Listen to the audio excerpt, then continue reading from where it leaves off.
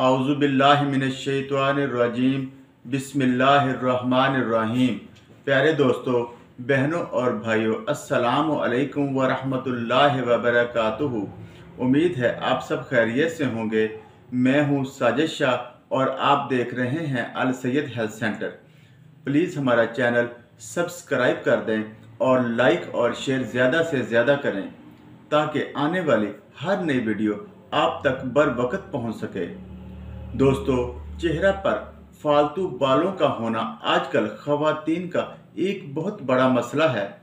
ख़वातीन के चेहरा पर फालतू बाल बढ़ना शुरू हो जाते हैं और चेहरा की रंगत ख़राब होना शुरू हो जाती है।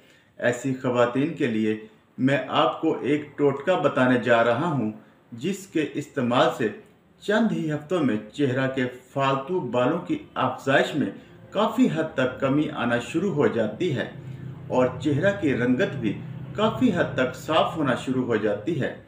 इस टोटका को तैयार करने के लिए आपने 1 चम्मच शहद ले लेना है और आड़ू का गूदा लेकर शहद में मिला लेना है और इसकी पेस्ट बना लेनी है और इसको चेहरा पर मास्क की तरह 10 मिनट तक लगाना है और उसके बाद इसे सादा पानी से धो लेना है।